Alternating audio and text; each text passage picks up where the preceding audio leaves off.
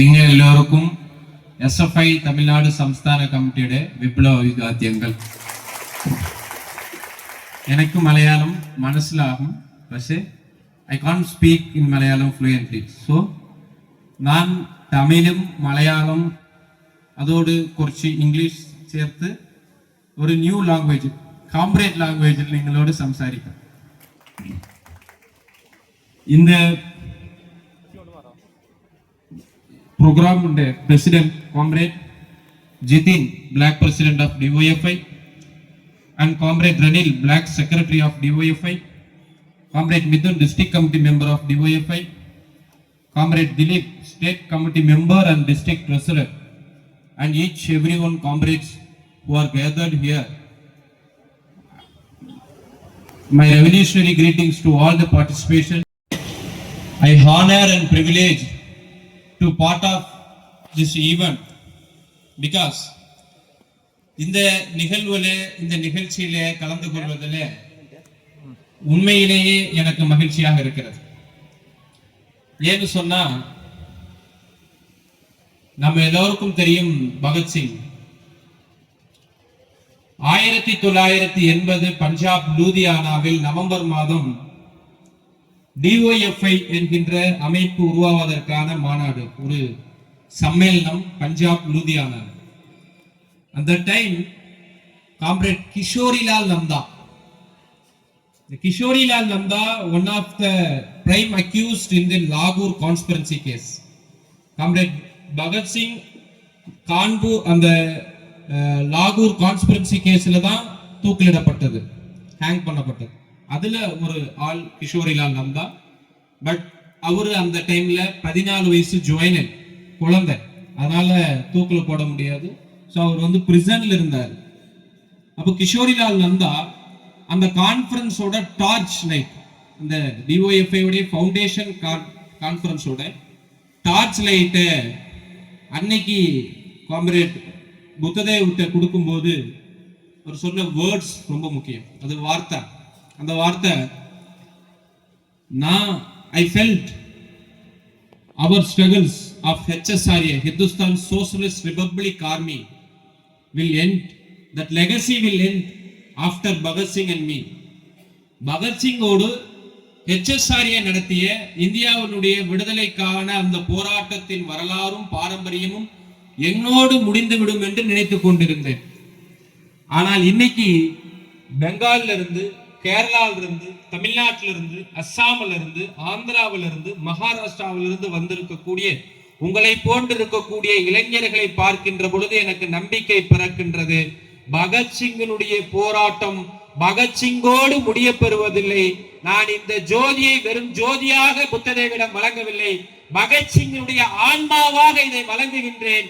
பகத்சிங்கினுடைய கனவை நிறைவேற்றுகின்ற பொறுப்பு இந்த DYFI இளைஞர்களுக்கு இருக்கிறது என்பதை அன்றைக்கு கிஷோரிலால் நந்தா அந்த டார்ச் லைட்டை DYFI கொடுத்தார். தோழர்களே, சற்றேறக்குறைய 45 வருடங்களை DYFI நிறைவு செய்திருக்கிறது.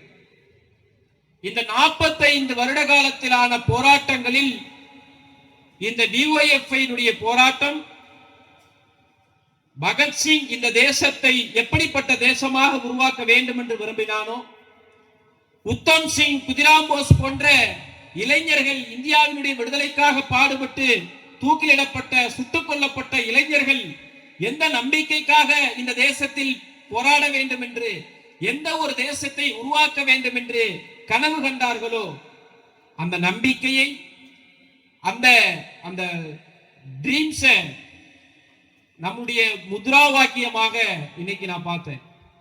உங்களோட அந்த ரேலி வரும்போது ஒரு காம்ரேட் கோஷம், அது முத்ரா வாக்கியம், போராட்டத்தின் மூலதனம் சோரத்துளிகளாயில் எங்களுடைய முழுவன் சோரையும் கொடுத்து இந்த இந்தியா சுவக்கட்டும். காம்ரேட்ஸ், இது வெறும் வார்த்தை இல்லை. நான் இங்க வந்தபோது, இந்த ப்ரோக்ராமுக்கு வரும்பொழுது பக்கத்துல பள்ளிக்குன்னு அப்படிங்கிற ஏரியால ஒரு மாட்ரேஸ்கான அந்த ஸ்தூபம் போயிருக்கு காம்ரேட். அதுல ஒரு 3 காம்ரேட்ஸ் 1950 கஷ்டக போராட்டத்துல போலீஸால ஷூட்டிங் வெரி நியர். இப்படி overall India DYFI, SFI, other left organisations leaders, Punnapra, Vayalar, Tebhaga சுதந்திரத்தின் போது ஆஃப்டர் இண்டிபெண்டன்ஸ் வினோத வெண்மணி Tamil Nadu 42 members were killed in a single window.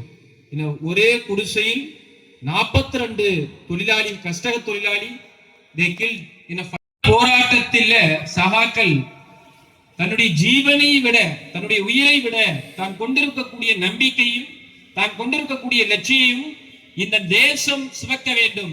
ஏன் இந்த தேசம் சிவக்க வேண்டும் என்று சொன்னால், இந்த தேசம் சிவந்தால்தான் அது ஒரு மத நிறைவேற்றையுடைய தேசமாக, உண்மையான ஜனநாயகம் இருக்கக்கூடிய ஒரு தேசமாக இருக்க வேண்டும் என்பதற்காக ஆயிரக்கணக்கில் லட்சக்கணக்கான தோழர்கள், தொழிலாளிகள், விவசாயிகள், மாணவர்கள், இளைஞர்கள் இந்த தேசத்தில் வேறிவிட்டு இருக்கிறார்கள். ஆனால் இதில் ஆச்சரியப்படக்கூடிய விஷயம் என்னவென்றால், நம்ம மற்ற சங்கடங்கள், மற்ற அமைப்புகள் இருக்கு, அது என்ன சொல்றாங்க, இங்க வந்து ஷஹீத் ஆகுன்னு சொன்னா யூ வில் கெட் சொர்க்கம், பாரடைஸ், சம்திங், கைலாசாக்கு போகலாம், வைகுண்டத்துக்கு போகலாம், ஜன்னத்துக்கு போகலாம், எனி அதர், இந்த நேம் ஆஃப் காட், இந்த நேம் ஆஃப் பிலீஃப். நம்பிக்கை இல்லை, நீ ஷஹீதானா உனக்கு மரணத்துக்கு பிறகு ஒரு நல்ல வாழ்க்கை இருக்கு, அதுக்காக போராடவா, சொர்க்கத்துக்கு போகலாம் வான்னு இன்னைக்கு எம்எஸ்எஃப் கால் பண்ணலாம், எஸ்டிபிஐ கால் பண்ணலாம், ஏபிவிபி கால் பண்ணலாம். ஆனா எஸ்எஃப்ஐ, டிஒஎஃப்ஐ போன்ற அமைப்புகள்ல கல்வி வியாபாரம், தனியார் மயத்திற்கு எதிரான போராட்டத்தில் கூத்துப்புறம்பில் கிட்டத்தட்ட பல தோழர்கள், 6க்கும் மேற்பட்ட தோழர்கள் குண்டடிபட்டு இறந்தார்கள்.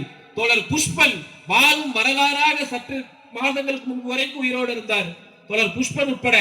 அப்ப இப்படியான தோழர்களுக்கு மரணத்துக்கு பிறகான எந்த ஒரு உத்தரவாதமும், சொர்க்கமும், நரகமும் எதுவும் நிச்சயிக்கப்படவில்லை, டிஒஎஃப்ஐ வாக்குறுதியும் கொடுக்கப்படவில்லை. ஆனாலும் தோழர்கள் ஏன் உயிரை விடுறாங்க? ஆனாலும் தோழர்கள் ஏன் நம்பிக்கையோடு போராடுகிறார்கள்?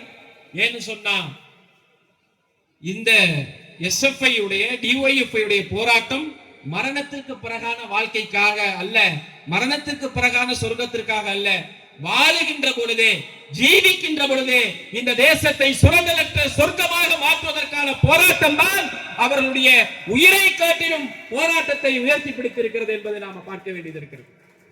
இன்னைக்கு இந்தியாவுடைய freedom day, independence day, 79 years ஆயிடுச்சு இந்தியாவிற்கு விடுதலை கிடைத்து. ஆனாலும் இன்னைக்கும் டிஒஎஃப்ஐ போராட்டம் நடத்தக்கூடிய விஷயம், வேர் இஸ் அவர் ஜாப்? எங்களுடைய ஜாப் எங்க? படித்து முடித்திருக்கக்கூடிய இளைஞர்கள் இன்னைக்கு நரேந்திர மோடி அரசாங்கத்தை நோக்கி வேர் இஸ் அவர் ஜாப்னு கேட்டா, தட் சாயவாலா, நரேந்திர மோடி சொல்லக்கூடிய answer, I am the chayawala, will become a prime minister, so you will sell the bida, you will become the another prime minister. Beeda விக்கிறதுக்கு MBA எதுக்கு படிக்கணும்? எம்காம் எதுக்கு படிக்கணும்? எம்ஃபில் எதுக்கு படிக்கணும்? Any other courses. இருக்கக்கூடிய எல்லோரும் படித்து முடித்திருக்கக்கூடிய பட்டதாரி இளைஞர்கள் இங்க இருக்கிறவங்களுக்கு பீடா போடணும்னு இந்த நாட்டினுடைய பிரதமர் சொல்றார். பீடா விங்க, அது ஒரு தொழில் தானே அப்படின்றார். ஆனா 2014 எலெக்ஷன் கேம்பெயின்ல நரேந்திர மோடியோட ப்ராமிஸ் என்ன? எவ்ரி இயர் 2 crore, அது இந்த லாங்குவேஜ், पूरा देश में 2 crore job. Where is the 2 crore job? That almost in Narendra Modi government 11 years, per year 2 crore, 22 crore new vacancies fill பண்ணப்பட்டிருக்கும். பட் ஆக்சுவல் ரியாலிட்டி என்ன? ஏற்கனவே உருவாக்கப்பட்டிருக்கக்கூடிய அரசு பொதுத்துறை நிறுவனங்கள்ல, ரயில்வே, எல்ஐசி, பேங்க் போன்ற செக்டார்களில் 9 லட்சம் காலி பணியிடங்கள் கடந்த 11 வருடங்களாக நிறைவேற்றப்படாமல் இருக்கு. 9 lakhs ஜாப் வேகன்சி ஃபில் பண்ணப்படாமல் இருக்கு. ஜாப் இருக்கு, வேகன்சி இருக்கு, ஃபில் பண்றதுக்கான எந்த நடவடிக்கையும் இந்த அரசு எடுக்கவே இல்லை. So 79 years after independence, இன்றைக்கும் இந்த தேசத்தில் வேலைக்காக போராடக்கூடிய இளைஞர்கள் இன்றைக்கும் இருந்து கொண்டிருக்கிறார்கள். பகத்சிங் இந்த நாட்டிற்காக வீர விடுகின்ற பொழுது அவன் சொன்ன இந்தியா, நான் விரும்புகின்ற இந்தியா, நான் போராடுகின்ற இந்தியா, பாலுக்கு அழாத குழந்தை, கல்விக்கு ஏங்காத மாணவன், வேலை தேடாத இளைஞன் இருக்கின்ற இந்தியாதான் சுதந்திர இந்தியா என்று சொன்னார். அப்ப சுதந்திர இந்தியாவில் எல்லா இளைஞர்களுக்கும் படித்து முடித்திருக்கக்கூடிய வயது வந்திருக்கக்கூடிய அனைத்து இளைஞர்கள் இளம்பெண்கள் அனைவருக்கும் வேலை தேடாத வேலைக்காக அலையாத ஒரு தேசமாக இந்த தேசம் இருக்க வேண்டும் என்று இந்த நாட்டிற்காக உயிரை கொடுத்து போராடினார் பகத்சிங். ஆனால் இன்றைக்கு இந்த அரசு வேலை எங்கே என்று கேட்கின்ற பொழுது இன்னைக்கு மகாராஷ்டிரால ஏக்நாத் சிண்டேவனுடைய அரசு, ஏக்நாத் சிண்டேவனுடைய அரசினுடைய நடவடிக்கைகளால், நரேந்திர மோடி அரசுடைய நடவடிக்கைகளால், அமெரிக்காவில் இருக்கக்கூடிய டொனால்ட் ட்ரம்பினுடைய நடவடிக்கையால் புனேவில் இருக்கக்கூடிய ஷேர் மார்க்கெட் தினசரி விழுந்துகிட்டே இருக்கு. அப்போ அந்த நவி மும்பை புனேவை பொறுத்த வரைக்கும் ஷேர் மார்க்கெட் சார்ந்த வேலைகள் தான் அதிகம். நீங்க இங்க ரிஜிஸ்டர் ஆபீஸ் முன்னாடி, கலெக்டர் ஆபீஸ் முன்னாடி, தாலுகா ஆபீஸ் முன்னாடி எப்படி டாக்குமெண்ட் ரைட்டிங் ஆபீஸ் எல்லாம் இருக்குமோ அது போல நீங்க நவி மும்பை எங்க போனீங்கன்னாலும் ஷேரோடைய டீமண்ட் அக்கௌண்ட் உருவாக்கி கொடுத்து ஷேர் பண்ணி கொடுக்கிற ஏஜென்ட் ஆபீஸ் அதிகமா இருக்கும். அப்போ ஷேர் மார்க்கெட்டுடைய அன்ஸ்டெபிலிட்டி, ஷேர் மார்க்கெட்டுடைய நிலையற்ற தன்மை அந்த வேலை வாய்ப்பை நெருக்குது. அங்க அந்த ஆபீஸை ரன் பண்ண முடியல. அவ்வளவு கோபம் இளைஞர்களுக்கு ஏக்நாத் சிண்டே அரசாங்கத்தின் மீது. அப்ப அங்க போராட்டம் என்ன, வேலை எங்க அப்படிங்கிறது போராட்டம். ஆனா அங்க என்ன பண்ணுது நரேந்திர மோடி அரசாங்கம்? சாவா அப்படின்னு ஒரு படம். அந்த படம் என்ன சொல்லுதுன்னா, சத்ரபதி சிவாஜியோட பையன் அவுரங்கசீப்பால கொடுமைப்படுத்தப்பட்டான். அப்போ அந்த இளைஞர் பட்டாளம், அந்த சேம கூட்டம் நேரா ஏக்நாத் சிண்டே அரசாங்கத்தை நோக்கி என்னுடைய வேலை வாய்ப்பு எங்கே அப்படின்னு கேட்க போல, நேரா கடப்பாறை எடுத்துட்டு அவுரங்கசீப் 500 வருஷத்துக்கு முன்னாடி செத்து போனவனுடைய கல்லறையை நோக்கி போகிறது. அப்ப இங்க இளைஞர்களுக்கு இருக்கக்கூடிய பிரதானமான வேலை வாய்ப்பு பிரச்சனையை பற்றி கேள்வி எழுப்பும் பொழுதெல்லாம் இந்த நரேந்திர மோடி தலைமையிலான அரசாங்கம் செய்யக்கூடியது மத அரசியலை வைத்துக் கொண்டு இந்து இஸ்லாம், இந்து கிறிஸ்டியர் என்கின்ற பாகுபாடுகளை பேசி இளைஞர்களை திசை திருப்பக்கூடிய வேலையை தான் இந்த அரசு தொடர்ச்சியாக செய்து கொண்டிருக்கிறது. அதைதான் நாம இன்றைக்கு நரேந்திர மோடி அரசுக்கு எதிராக டிஒஎஃப்ஐ ஜோலி வேணும், இந்தியா மத நிரபேட்ச இந்தியாவாக இருக்கணும் இந்த என்கின்ற ஒரு 89 இடங்களில் ஒரு ஜாதாவை நடத்தி இன்றைக்கு இந்த பிளாக்ல இந்த நிகழ்ச்சியை நடத்தி கொண்டிருக்கிறார்கள். தோழர்களே, நான் ரொம்ப குறிப்பாக சொல்ல வேண்டிய மிக முக்கியமான விஷயம், எல்லோருக்கும் தெரியும் பகல்காம் அட்டாக் என்பது நடந்தது இல்லையா? பகல்காம் அட்டாக் நடந்த பொழுது சென்ட்ரல் மினிஸ்டர் பியூஷ் கோயல்ட்ட பிரஸ் ரிப்போர்ட்டர்ஸ் கொஸ்டின் கேட்கிறாங்க, ஏன் இப்படியான செக்யூரிட்டி லேப்ஸா இந்த சென்ட்ரல் கவர்மெண்டோடைய உள்துறை அமைச்சகம், அமித்ஷாவுடைய அந்த ஹோம் மினிஸ்ட்ரி இந்த செக்யூரிட்டி லேப்ஸை அக்செப்ட் பண்ணிக்குது, இது எவ்வளவு பெரிய செக்யூரிட்டி லேப்ஸ்னு கேள்வி கேட்கும் பொழுது, இந்த மாதிரி விஷயங்கள் இனிமேல் நடக்காம இருக்க ஏதாவது முயற்சிகள் இருக்கான்னு கேட்கும் போது பியூஷ் கோயல் சொல்றார், இந்தியாவில் இருக்கக்கூடிய 140 கோடி மக்களுக்கும் பேட்ரியாட்டிசம், நாட்டுப்பற்று, தேசப்பத்தி வந்தாதான் இனி மாதிரி பகல்காம் போல அட்டாக் நடக்காதுன்னு சொல்றார். நான் என்ன பெருமரியாதைக்குரிய பியூஷ் கோயல் அவர்களை இந்த சுதந்திர தினத்தை முன்னிட்டு கேட்கக்கூடிய கேள்வி என்னன்னு சொன்னா, டிஒஎஃப்ஐ மேடையில் இருந்து 2012 வரைக்கும் RSS அலுவலகங்களில் பிளாக்ல ஆரம்பிச்சு, பஞ்சாயத்துல ஆரம்பிச்சு, நேஷனல் ஆபீஸ் நாக்பூர் வரைக்கும் 2012 வரைக்கும் இந்த மூவர்ண கொடியை எந்த ஒரு RSS அலுவலகத்திலும் ஏற்றாத RSS பியூஷ் கோயல் இந்திய தேசத்தில் இருக்கக்கூடிய 140 கோடி மக்களிடத்தில் தேசப்பற்றை நிரூபித்து காட்டு என்று சொல்வதற்கு என்ன அருகதை இருக்கிறது? இந்த விடுதலை போராட்டத்தில், இந்த தேசத்துடைய சுதந்திர சமர போராட்டத்தில் SFIக்கு ரோல் இருக்கு. That was Tamil Nadu student federation, Kerala student federation, Bengal student federation, Assam student federation. இந்த சுதந்திர சமர போராட்டத்தில் டிஒஎஃப்ஐக்கு ரோல் இருக்கு. அந்த டைம் சோசலிஸ்ட் வாலிபர் முன்னணி தமிழ்நாடு, சோசலிஸ்ட் யுவ பிரஸ்தானம் கேரளா, சோசலிஸ்ட் யுவ பிரஸ்தானம் பெங்கால்ல, பல்வேறு மாநிலங்கள்ல சோசலிஸ்ட் வாலிபர்களாக, சோசலிஸ்ட் இளைஞர்களாக இந்தியாவுடைய விடுதலை போராட்டத்தில் பங்களிப்பு செலுத்தி இருக்கிறோம். கம்யூனிஸ்ட் மூவ்மெண்ட்டுக்கு இந்தியாவினுடைய விடுதலையில் பங்களிப்பு இருக்கிறது. வெகு சில நாட்களுக்கு முன்பாக மறைந்திருந்திருக்கக்கூடிய பெருமரியாதைக்குரிய தோழர் வி எஸ் அச்சுதானந்தன் இந்தியாவினுடைய விடுதலை போராட்டத்திற்காக பாடுபட்டு, தேசத்தினுடைய விடுதலை போராட்டத்திற்காக கைது செய்யப்பட்டு, சிறையில் அடைக்கப்பட்டு தலைமுறை வாழ்க்கை வாழ்ந்திருந்த மகத்தான மக்களுடைய தலைவர்.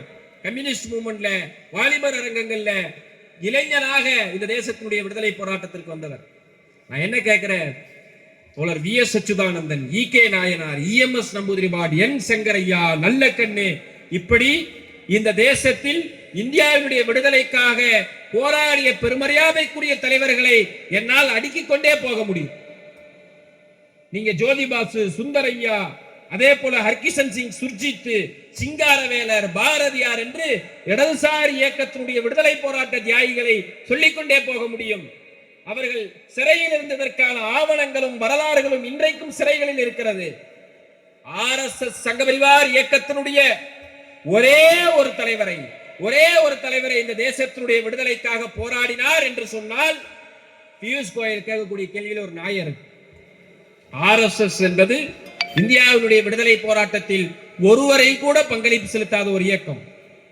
ஒரு புக்கு போட்டாங்க, RSS The Role of RSS in Indian Independence Movement. நானும் அந்த புக்கை வாங்கி பார்த்தேன்.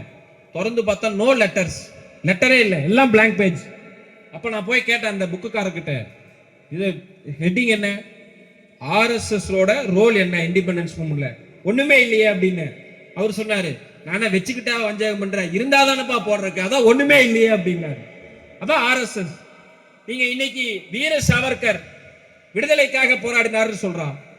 தோழர்களே, அந்தமான் செல்லுலார் சிறையில் 8000க்கு மேற்பட்ட கைதிகள் இருந்தாங்க. அதுல ஒரு கைதி தான் சாவர்கர். அந்த 8000க்கு மேற்பட்ட கைதிகளில் 6000க்கு மேற்பட்ட கைதிகள் அந்த சிறையில் கொடுமை தாங்காமல் சிறையிலேயே செத்து மடிந்தார்கள். ஜெயிலேயே they are killed. ஆனா அந்த 6000 பேர்ல ஒருவரும் கூட மன்னிச்சிருங்க மாப்பு கேட்டு லெட்டர் எழுதல. அந்த சிறையில் மாப்பு கேட்டு லெட்டர் எழுதி பென்ஷன் வாங்கி பிழைத்துக் கொண்டிருந்த ஒரே ஒரு ஆள் வீர சாவர்கர் என்று இவர்கள் சொல்லக்கூடிய அந்த சாவர்கர் மட்டும்தான். இந்தியன் பார்லிமெண்ட்ல 1999ல ஒரு டிஸ்கஷன் வந்தது. ஃப்ரண்ட் லைன்ங்கிற ஒரு மேகசின் இந்தியாவுடைய ஃப்ரீடம் ஃபைட்ல, குவிட் இந்தியா மூவ்மெண்ட்ல அன்னைக்கு இருந்த பிரதமராக இருந்த வாஜ்பாய் சக போராளிகளை காட்டி கொடுத்தாருன்னு ஒரு ஆர்டிக்கல். அந்த ஆர்டிக்கல் மேல பார்லிமெண்ட்ல டிஸ்கஷன். நான் நினைச்சேன் வாஜ்பாய் பார்லிமெண்ட்ல பதில் சொல்வார், இது என்னுடைய அப்போசிஷன் பார்ட்டி சொல்லக்கூடிய அவதூறு, ஃபால்ஸ் ப்ரோபகண்டான்னு சொல்லுவார்னு நினைச்சேன். பட் வாஜ்பாய் சொன்ன பதில் என்ன தெரியுமா? அந்த நேரத்துல நான் சின்ன பையன், 14 வயசு பையன், அதனால அறியா புள்ள தெரியாம செஞ்சுட்டேன், தயவு செஞ்சு விட்டுருங்கன்னு சொன்னார். 14 வயசுல வாஜ்பாய் பிரிட்டிஷ் கவர்மெண்ட் மிரட்டின பொழுது கூட இருந்த போராளிகளை காட்டி கொடுத்தார். அதே 14 வயசுல ஒரு இளைஞன் இதே குட் இந்தியா மூவ்மெண்ட்ல பிரிட்டிஷனுடைய யூனியன் ஜாக் கொடியை இறக்கிவிட்டு இந்த இந்தியாவுடைய அன்றைக்கு இருந்த தேசிய மூவர்ண கொடியில கைராட்டையோடு இருக்கக்கூடிய அந்த காங்கிரஸ் கொடியை ஏற்றுவதற்காக லாகூர்ல இருக்கக்கூடிய கலெக்டர் ஆபீஸ் போறான். அதே 14 வயசு தான். மேல ஏறான், கொடியை கலட்டுறான், கீழே இறங்கும் போதுதான் போலீஸ்காரர் பாக்குறாங்க, அவனை சுட்டு பிடிக்க முயற்சி பண்றாங்க, சொல்றாங்க, பிடிக்கிறாங்க. நீதிமன்றத்தில் ஆஜர்படுத்தும் பொழுது அந்த 14 வயசு பையன்கிட்ட நீதிபதி கேட்கிறார், உன்னோட பேர் என்ன, வாட் இஸ் யுவர் நேம்? அந்த பையன் சொன்னான், பஞ்சாப் கோ தோர் சிங், லண்டன் கா தோர் சிங் அப்படின்னு சொன்னான். வாட் இஸ் லண்டன் கா தோர் சிங்? லண்டனை தகர்க்க வந்த சிங்கம். I am the lion come from the destroy that India, destroy that British India ன்னு சொன்ன அந்த 14 வயது இளைஞனுடைய பெயர் தோழர் ஹர்கிஷன் சிங் சுர்ஜித். அதே 14 வயதில் லண்டனுடைய பிரிட்டிஷனுடைய ஏகாதிபத்தியத்திற்கு எதிராக போராடி கைது செய்யப்பட்டு சிறையில் அடைக்கப்பட்டு அந்த சிறையினுடைய கொடுமை தாங்காமல் அவருடைய பார்வை கோளாறு ஏற்பட்டு சாகும் வரை கண்ணாடி போட்டால்தான் அவருக்கு கண் தெரியும் என்கின்ற நிலைமைக்கான போராட்டத்தை நடத்தியிருந்த தோழர் சுர்ஜித் எங்களுடைய லெகசி, டிஒய்எஃப்ஐ ஓட லெகசி, எஸ்எஃப்ஐ உடைய லெகசி, சிபிஎம் ஓட லெகசி. அதே 14 வயசுல வாஜ்பாய் சக போராளிகளை காட்டி கொடுத்தார். அப்ப இந்தியாவில் இருக்கக்கூடிய எம்மை போன்ற சாதாரண மக்களுக்கு தேசபக்தி பாடம் எடுப்பதற்கு ஒரு RSS சகபரிவார் இயக்கத்தை சார்ந்த ஒருவருக்கும் கூட அருகதை கிடையாது. ஆனால் இன்றைக்கு அவர்கள் தான் இந்த நாட்டை ஆண்டு கொண்டிருக்கிறார்கள். இன்றைக்கு இங்க 2 காந்தி இருக்காங்க. ஒரு காந்தி இப்போ இங்கிருந்து வெக்கேட் பண்ணி போயிட்டாரு. புதுசா ஒரு காந்தி வந்திருக்காங்க. அவங்க வரும்போதெல்லாம் ட்விட்டர்ல visit to Wayanad, visit to Wayanad அப்படின்னா எனக்கு ஒரே கன்ஃபியூஷன் ஆயிடுச்சு. ஒரு டூரிஸ்டா இருப்பாங்க. அப்புறம் நம்ம சகாக்களுக்கு ஃபோன் பண்ணி கேட்டேன், என்ன விசிட் டு வயநாடு? அவங்க தான் அந்த மண்டலத்தோட எம்பி அப்படின்னு. ஒரு மண்டலத்தோட எம்பி அந்த மண்டலத்துக்கு வரதே டூரிஸ்ட் பர்பஸ்க்காக தான். ரெண்டு காந்தி, ஒன்னு ராகுல் காந்தி, இன்னொன்னு பிரியங்கா காந்தி. இந்த ரெண்டு காந்திட்டு இருந்து டிஒஎஃப்ஐ மகாத்மா காந்தியை காப்பாற்றணும். ஏன்னா மகாத்மா காந்தியை சுட்டுக் கொன்ற ஆர்எஸ்எஸ் நாதராம் கோட்சே எந்த நோக்கத்திற்காக மகாத்மாவை சுட்டுக் கொன்றானோ, இந்த தேசம் மத நிரபேட்சையுடைய தேசமாக இருப்பதற்கு காந்தியும் ஒரு காரணம். அதனால காந்தியை படுகொலை செய்கிறேன் என்று சொன்னார். இந்த தேசம் இந்து ராஷ்டிரமாக அமையாமல் இருப்பதற்கு காந்தியும் ஒரு காரணம். அதனால் காந்தியை சுட்டுக் கொள்கிறேன் என்று நரேந்திர மோடியினுடைய முன்னாள் இன்ஸ்பிரேஷன் நாதராம் கோட்சே சொன்னார். இன்னைக்கு ராகுல் காந்தி இன்றைக்கு கேரளாவுக்கு வரும்போது என்ன பேசுறாரு? தோழர்களே, இந்தியாவிலேயே அதிகமான ஆர்எஸ்எஸ் சாககள் இயங்கக்கூடிய இந்த கேரளாவில் சபரிமலை பிரச்சனை வருகின்ற பொழுது எப்படியாவது கலவரம், இந்து முஸ்லிம் கலவரம் நடத்திவிட வேண்டும் என்று முயற்சித்த ஆர்எஸ்எஸ் எல்லா காலகட்டத்திலையும் எஸ்டிபியையும் ஆர்எஸ்எஸ் இந்த கேரளாவை இந்து கேரளாவாக, இஸ்லாமிய கேரளாவாக, சண்டை போடக்கூடிய ஒரு கேரளாவாக மாற்ற வேண்டும் என்று நினைக்கின்ற பொழுதெல்லாம் அதை சக்தமாக எதிர்த்து இந்த கேரளம் இந்து கேரளம் அல்ல, இந்த கேரளம் இஸ்லாமிய கேரளம் அல்ல, இந்த கேரளம் இடதுசாரிகளுடைய மத நிரபேட்சையுடைய கேரளம் என்று போராடக்கூடிய இயக்கம் டிஒஎஃப்ஐ, சிபிஎம். ஆனா ராகுல் காந்திக்கு communist party of India Marxist என்று சொல்ல வராது. பிஜேபியுடைய கம்யூனிஸ்ட் ஜனதா பார்ட்டி. அப்ப ராகுல் காந்திக்கு எஸ்எஃப்ஐ அண்ட் டிஒஎஃப்ஐ கேட்கக்கூடிய கொஸ்டின் என்னன்னு சொன்னா, யூ ஆர் ஜஸ்ட் ராகுல், not a Gandhi. Because Gandhi's legacy, this nation should be a secular nation who are for fight for the secularism. They are all Gandhi. We are all Gandhi, not you are Gandhi, Mr. Rahul. That is fight. நம்ம தான் இங்க செக்குலரிசத்துக்காக, மதநிரபேட்சத்திற்காக போராடுகின்ற அமைப்பு. இன்னைக்கு ராஜேந்திர அல்லேக்கர் கேரளாவுடைய பல்கலைக்கழகத்தை காவிமயமாக மாற்ற முயற்சிக்கின்ற பொழுது, அதற்கு முன்னாலே ஆரிஃப் முகமது கான் கேரளாவுடைய பல்கலைக்கழகத்தை விசிக்களை கொண்டு காவி பல்கலைக்கழகமாக, கம்யூனல் பல்கலைக்கழகமாக, இந்து ராஷ்டிர அஜெண்டாவை பேசுகின்ற பல்கலைக்கழகமாக மாற்ற முயற்சிக்கின்ற பொழுதெல்லாம் அதற்கு எதிராக சக்தமாக போராடக்கூடிய இயக்கம் யூத் காங்கிரஸோ கேஎஸ்யூ அல்ல, அது எஸ்எஃப்ஐயும் டிஒஎஃப்ஐயும் தான் இன்றைக்கு போராடி கொண்டிருக்கிறோம். அது மிஸ்டர் ராகுல் காந்திக்கு கண்ணுக்கு தெரியலையா? நான் என்ன கேட்கிறேன், we don't your credits. யாருடைய தாலாட்டு கேட்டும் தூங்கிய இயக்கம் அல்ல டிஒஎஃப்ஐ, யாருடைய பாராட்டு கண்டு வளர்ந்த இயக்கம் அல்ல டிஒஎஃப்ஐ. டிஒஎஃப்ஐ எஸ்எஃப்ஐ போராட்டத்தில் இருந்து வளர்ந்த இயக்கம் இந்த இயக்கம். அதனால உங்களோட கிரெடிட்ஸ் எங்களுக்கு வேணாம். பட் நீங்க கிரிட்டிசைஸ் பண்ணும்போது, you just look at the nation, the national politics, the politics what BJP leaders in Kerala says. Rahul Gandhi says the same thing, same word in exact. This is not tolerable. அது அனுமதிக்க முடியாதது. ஏனென்றால் இன்றைக்கு India முழுமைக்கும் BJP அரசாங்கத்திற்கு எதிரான போராட்டத்தை காங்கிரஸோடும் SFI நடத்துகிறது, காங்கிரஸ் மாநில அமைப்போடும் டிஒஎஃப்ஐ எஸ்எஃப்ஐ நடத்துகிறது. மற்ற பிற அமைப்புகள் யாரெல்லாம் பிஜேபிக்கு எதிராக இருக்கிறார்களோ அவர்களெல்லாம் ஒருமுகப்படுத்த வேண்டிய, ஒற்றுமைப்படுத்த வேண்டிய வேலையை செய்து கொண்டிருக்கின்ற பொழுது, வெறும் சொற்ப ஓட்டுகளுக்காக, வெறும் சொற்ப வாக்குகளுக்காக வார்த்தை மாறி, அரசியல் மாறி பேசுகின்ற இயக்கமாக இன்றைக்கு காங்கிரஸ் மாறி வருகிறது என்பதை நாம் வருத்தத்தோடு செய்ய வேண்டிய மிக முக்கியமான விஷயமாக இருக்கிறது. தோழர்களே, இன்றைக்கு இந்தியாவிலேயே அதிகமான அரசு பணிகள் பிஎஸ்யூ பப்ளிக் செக்டார்ல பணி நியமனங்களை கொடுத்திருக்கக்கூடிய ஸ்டேட் எது அப்படின்னு ChatGPT, தட் ஆர்டிபிஷியல் இன்டெலிஜென்ஸ், நான் போய் ChatGPTல போட்டேன்.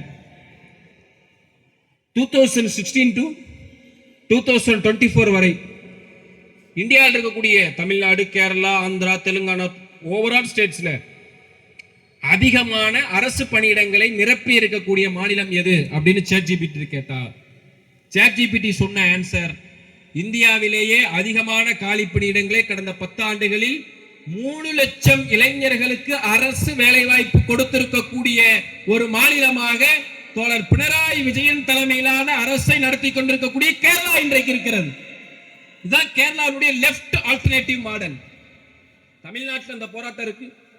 ஜாப் வேகன்சி ஃபில் பண்ணுங்க. டிஒஎஃப்ஐ போராடுது. எலக்ட்ரிசிட்டி போர்ட்ல, எல்ஐசில, ரயில்வேல, தமிழ்நாடு ஸ்டேட் கவர்மெண்ட் கீழே இருக்கக்கூடிய அதர் டிபார்ட்மெண்ட்ஸ்ல அந்த ஜாப் வேகன்சியை ஃபில் பண்ணுங்க ஏன்னு டிஒஎஃப்ஐ தமிழ்நாடு ஸ்டேட் கமிட்டி போராடுது. எஸ்எஃப்ஐ தமிழ்நாடு ஸ்டேட் கமிட்டி போராடுது. ஆனா இன்னைக்கு இந்தியாவிலேயே நம்பர் 1 ஸ்டேட்டாக 3 லட்சம் இளைஞர்களுக்கு வேலை வாய்ப்பு கொடுத்திருக்கக்கூடிய கேரளாவா இன்றைக்கு நம்பர் 1 ஸ்டேட்டாக இருக்கிறது என்பது லெஃப்ட் ஆல்டர்னேட்டிவ் இருக்கு. இதெல்லாம் ராகுல் காந்தி போன்ற நபர்கள் பார்க்க வேண்டியது இருக்கிறது. இன்றைக்கு கேரளா அரசாங்கத்திற்கும் தமிழக அரசாங்கத்திற்கும் வெஸ்ட் பெங்கால் அரசாங்கத்திற்கும் ஒன்றிய அரசு கல்விக்கு வழங்க வேண்டிய நிதியை கொடுக்கல. கிட்டத்தட்ட கேரளாவுக்கு ஒரு 1000 கோடி, தமிழ்நாட்டுக்கு ஒரு 2300 கோடி, வெஸ்ட் பெங்காலுக்கு ஒரு 2300 கோடி நரேந்திர மோடி அரசு கொடுக்கல. கேரளாவுக்காக அதை பேசுவா யாராவது இருக்கா? கேரளாவுக்கு இந்த பப்ளிக் எஜுகேஷனுக்கு கொடுக்க வேண்டிய ஃபண்டை கொடுக்கலன்னு இந்த கேரளாவிலிருந்து போயிருக்கக்கூடிய காங்கிரஸ் எம்பிக்கள் பார்லிமெண்ட்ல பேசுறது உண்டா? கேரளாவில் மிகப்பெரிய நிலச்சரிவு ஏற்பட்ட பொழுது அந்த நிலச்சரிவிற்காக இத்தனை ஆயிரம் மக்கள் இறந்து போயிருக்கின்ற பொழுது இந்த ஒன்றிய அரசு ஒரு நயா பைசாவையும் கூட கொடுக்காமல் இருக்கிறார்களே, அதற்காக பேசுவதற்கு ஆள் உண்டா? தோழர்களே, இந்தியாவிலேயே ஒரு நிலச்சரிவு ஏற்பட்ட பொழுது அந்த மக்களை பாதுகாத்து இரத்த தானம் கொடுத்து அந்த மக்களுடைய குடியிருப்பு பகுதிகளை பாதுகாத்து இந்தியாவிலேயே ஒரு வாலிபர் சங்கம், இந்தியாவிலேயே ஒரு யூத் மூவ்மெண்ட் நிலச்சரிவால் பாதிக்கப்பட்ட மக்களுக்கு எங்களால் இயன்ற அளவு வீடுகளை கட்டி கொடுப்போம் என்று அறிவித்திருப்பது இந்தியாவிலேயே டிஒஎஃப்ஐ கேரளா ஸ்டேட் கமிட்டி மட்டும்தான். அதே போல அந்த மக்களுக்கு இன்றைக்கும் உறுதுணையாக நின்று அந்த பேங்கிங்ல இஎம்ஐ தள்ளுபடி செய்ய வேண்டும் என்று இன்றைக்கும் போராடி கொண்டிருக்க ஒரு அரசே நீதிமன்றத்தில் வழக்கு நடத்தி விசாரித்துக் கொண்டு ஒரு அரசே போராடி கொண்டிருக்கிறது என்பது கேரளாவுடைய அரசு தான். இந்த செய்திகளை எல்லாம் நான் ஏன் தமிழ்நாட்டிலிருந்து வந்து சொல்றேன்னு சொன்னா, இன்றைக்கு இந்தியாவில் இருக்கக்கூடிய பிஜேபி எதிர்க்கிறோம் என்று சொல்லக்கூடிய மற்ற மாநில அரசுகள் எப்படி செயல்பட வேண்டும் என்பதற்கு இன்றைக்கு கேரளா உதாரணமாக இருக்கிறது என்பதை கேரளாவிலிருந்து ஒருவர் சொன்னால் புரியாது. அதனால்தான் தமிழ்நாட்டிலிருந்து வந்து சொல்கிறேன். கேரளாவால் இந்தியாவில் இருக்கக்கூடிய மற்ற எல்லா மாநிலங்களுக்கும் முன்னுதாரணமாக செயல்பட்டுக் கொண்டிருக்கிறது என்பதை பெருமையோடு சொல்ல கடமைப்பட்டிருக்கிறேன். அதே போல தோழர்களே, இன்றைக்கு இந்தியாவுடைய நிலைமை எவ்வளவு மோசமான நிலைமைகளாக இன்னைக்கு மாறி இருக்கிறது. தோழர், முதல்ல 2017 அக்லக் என்கின்ற ஒரு இளைஞர் மாட்டுக்கறி வைத்திருந்தார் என்பதற்காக படுகொலை செய்யப்பட்டார் ராஜஸ்தான்ல. அந்த அக்லக் படுகொலையின் மீது என்ன விசாரணை நடந்தது? அக்லக்கை யார் படுகொலை செய்தார்களோ அவர்கள் இன்றைக்கு அரசு அதிகாரிகளாக, அரசு அலுவலர்களாக வேலை செய்து கொண்டிருக்கிறார். அதே போல இன்றைக்கு இந்தியாவில் பம்பாய் ஹைகோர்ட்ல அப்பாவி பொதுமக்கள் மீது இஸ்ரேல் தாக்குதல் நடத்தி கொண்டிருக்கிறது. அதற்கு எதிராக இந்தியா தன்னுடைய நிலைப்பாட்டை திறமையாக வெளிக்க வேண்டும், தெளிவா சொல்லணும். இந்தியா ஸ்டாண்ட் ஃபார் பாலஸ்தீன் சொல்லணுங்கிறதுக்காக ஒரு ஆர்ப்பாட்டம் நடத்துவதற்கு, ஒரு போராட்டம் நடத்துவதற்கு அனுமதி கேட்டால் இன்னைக்கு ஹைகோர்ட் என்ன சொல்லுது?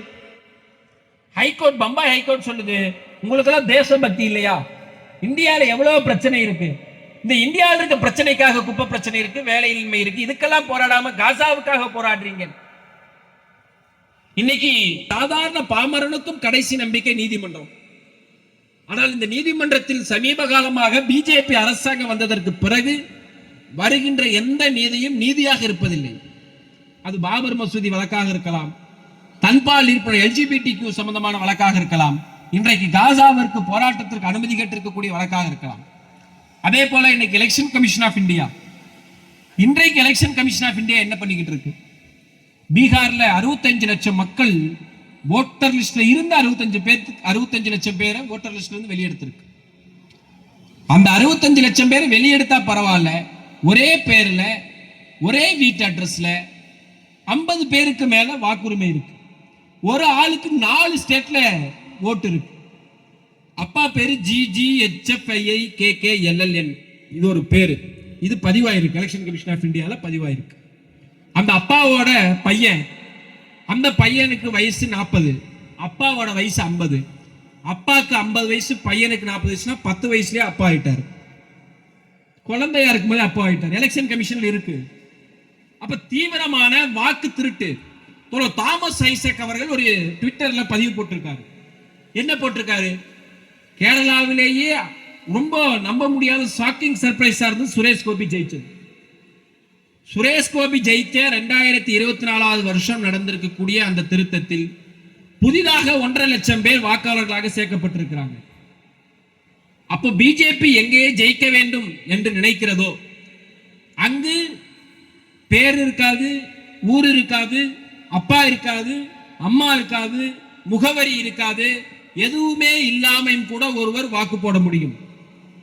அதே பிஜேபி ஒரு இடத்தில் தோற்கிற நிலைமை இருந்தால், பீகார் போன்ற நிலைமைகள் இருந்தால், அம்மா பேர் இருக்கும், அப்பா பேர் இருக்கும், பையன் பேர் இருக்கும், எல்லாம் இருக்கும். ஆனாலும் உனக்கு ஓட்டுரிமை கிடையாது.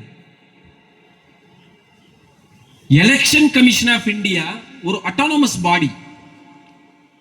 Prime minister of India, PM கூட எலெக்ஷன் கமிஷனுக்கு ஆர்டர் கொடுக்க முடியாது.